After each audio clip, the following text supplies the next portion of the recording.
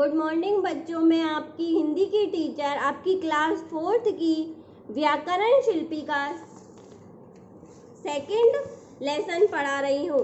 बच्चों, आपने पिछले लेसन में देखा, फर्स्ट लेसन में देखा था भाषाओं के बारे में। अब आप देखिए इस लेसन में वर्ण विचार।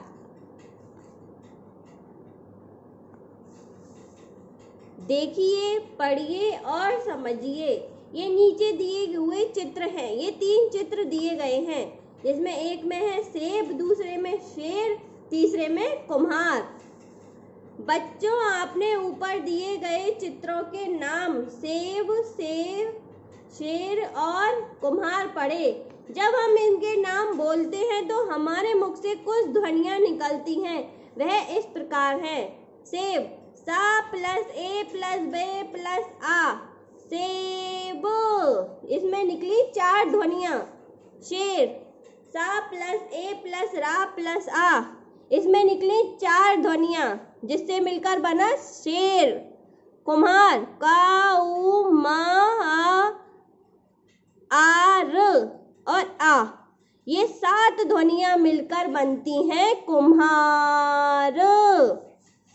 इन ध्वनियों के और टुकड़े नहीं किए जा सकते।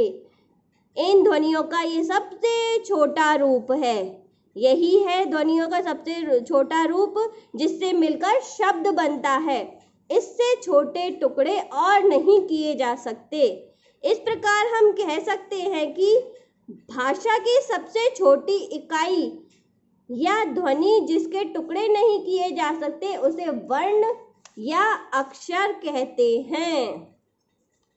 भाषा की छोटी इकाई जिसके टुकड़े नहीं किए जा सकते, उसे वर्ण या अक्षर कहते हैं।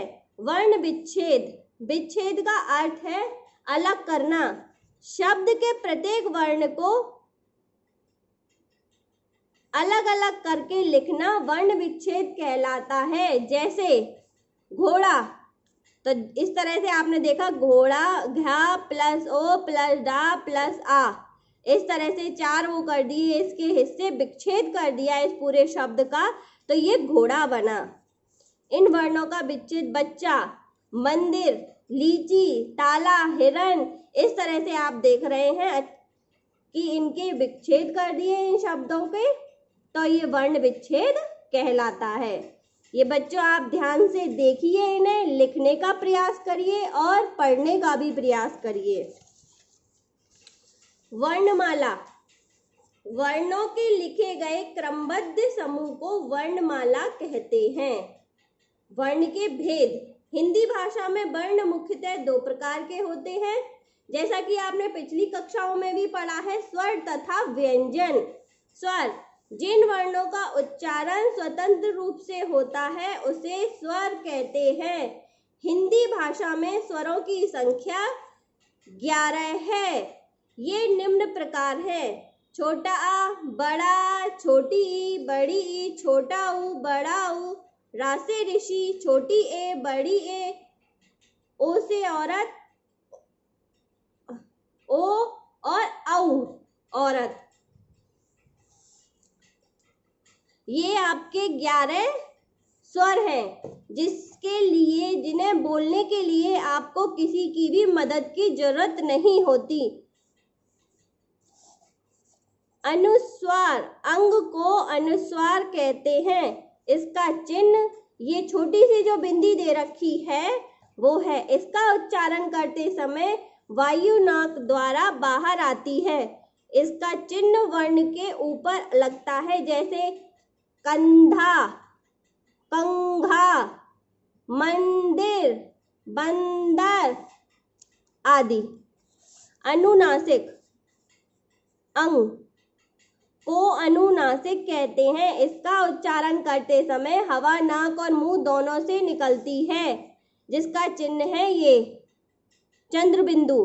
इसे चंद्रबिंदु भी कहते हैं। यह वर्ण के ऊपर लगती है, जैसे सांप, 5 दांत आदि। विसर्ग। अंग, अंग है, को विसर्ग कहते हैं। इसका चिन्ह, ये 2 बिंदियां जो दे रखी हैं, ये शब्द के बीच में या अंत में लिखती है, जैसे दुख, नम, प्रातः आदि। बच्चों याद रखने वाली बातें हैं, अंग और अंग अयोगवाहक कहलाते हैं। स्वर की मात्राएं, प्रत्येक स्वर की अपनी मात्रा होती है। इन मात्राओं के लिए कुछ विशेष चिन्ह होते हैं। व्यंजन के साथ लगने वाले स्वर के विशेष चिन्ह मात्रा कहलाते हैं।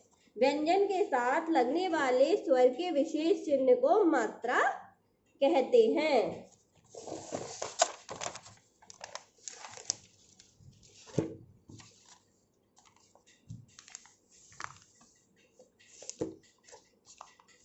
स्वर एवं उनकी मात्राएं। बच्चों ये है स्वर। जब स्वर तथा व्यंजन आपस में मिलते हैं तो स्वरों का रूप बदल जाता है। स्वरों के इसी बदले हुए स्वरूप को मात्राएं कहते हैं। हिंदी में केवल 10 स्वरों की मात्राएं होती हैं। स्वर आ की कोई मात्रा नहीं होती, छोटे आ की कोई भी मात्रा नहीं होती। यह व्यंजन के स्वतः ही मिला होता है। स्वर, ये आपने सारे स्वर पढ़े हैं, छोटा, बड़ा, छोटी, ये सारे स्वर हैं। ये इनकी मात्रा चिन्ह है। छोटा आ का कोई भी मात्रा नहीं होती है। बड़े आ की आ का डंडा, ये इस तरह से ये सारी मात्राएं दी गई हैं, ये चिन्ह दिए गए हैं। शब्द, इनसे बनता है कल, जिसमें कि कोई भी मात्रा नहीं होती। काल, इससे किला, किल, इस तरह से ये सारे शब्द भी इन्हीं मात्राओं से बनकर बन गए। विशेष, व्यंजनों के नीचे लिखने वाली रेखा इस तरह से को हलंत कहते हैं। ये आपने निशान चिन्ह देख रहे हैं, इसे हलंत कहते हैं।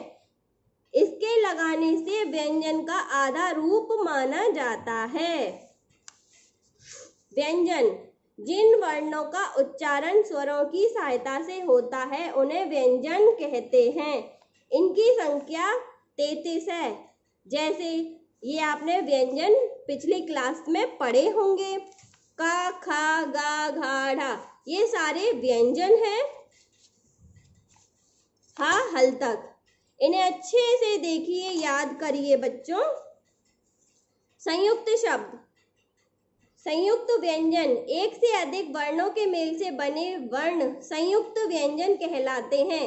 हिंदी भाषा में मुख्य रूप से संयुक्त व्यंजन 4 हैं। जैसे छ, क्षत्रिय, का प्लस श, क्षमा, क्षत्रिय, कक्षा। ज्ञा, जा प्लस ज्ञा, ज्ञ ज्ञानी, इन 2 शब्दों से मिलकर बना है, जिसका है ज्ञान, विज्ञान, यज्ञ। त्रय, त्रिशूल, छह, श्री, जिससे बना है। श्री, श्रीमान, श्रम, त्रिशूल, त्रिभुज, ये शब्द इन शब्दों से मिलकर, इन ध्वनियों से मिलकर बने हैं, इनके मेल से बने हैं।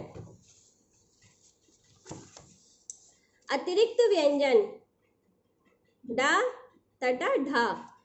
अतिरिक्त व्यंजन ये क्रमशः डा और ढा व्यंजनों के विकसित रूप हैं।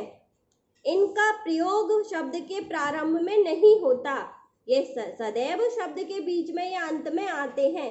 जैसे सड़क, कड़क, तड़क, भड़क, इस तरह से ये सारे शब्द के बीच में आते हैं। आगत वर्ण, हिंदी में कुछ वर्ण विदेशी भाषाओं में मिल गए हैं जिन्हें आगत वर्ण कहते हैं। जैसे आ, क्रा, खा, गा, जा तथा फा। रा के विभिन्न प्रयोग, रा वर्ण के ऊ तथा बड़ी ऊ की मात्राएं उनके पेट से लगती हैं। जैसे रा प्लस ऊ, रू, जिससे बनता है रुपया, अरुण, वरुण, इस तरह से रू बना हुआ है। शुरू, इस तरह से हो रहा है रू। रा का प्रयोग कई रूपों में होता है, जैसे रा, रथ, रमन, रगड़, रसीला आदि। इस तरह से ये मात्राएं लगती हैं जो गर्व, शर्म, कर्म, धर्म आदि। ये मात्रा है क्रम, प्रथम, ग्रह, ब्रश आदि। ये मात्रा है ड्रम, ड्रामा, ड्रग, ट्रेन आदि। ये इस तरह से बच्चों आप ध्यान से देखिए, इन्हें पढ़ने का प्रयत्न कीजिए और लिखने का भी प्रयत्न कीजिए। आओ दोहराएं। बच्चों, हमने जो भी इस लेसन में पढ़ा है वो आओ फिर से एक बार दोहराते हैं। वर्ण भाषा की सबसे छोटी इकाई है। वर्ण को अक्षर भी कहते हैं। हिंदी भाषा में कुछ अन्य वर्ण भी हैं, अयोगवाह, अतिरिक्त वर्ण, संयुक्त वर्ण, व्यंजन तथा आगत वर्ण। निश्चित क्रम में लिखे गए वर्णों के समूह को वर्णमाला कहते हैं। स्वर के बदले हुए स्वरूप को मात्रा कहते हैं। रा का प्रयोग कई रूपों में होता है। बच्चों, आपके ये कुछ प्रश्न उत्तर दे दिए गए हैं जो कि आपको साप्ताहिक गृह कार्य में दे दिए जाएंगे। बच्चों, मैंने जो भी कुछ आपको पढ़ाया वो अच्छे से पढ़ना, लिखने का प्रयत्न करना और उन्हें याद करना। धन्यवाद।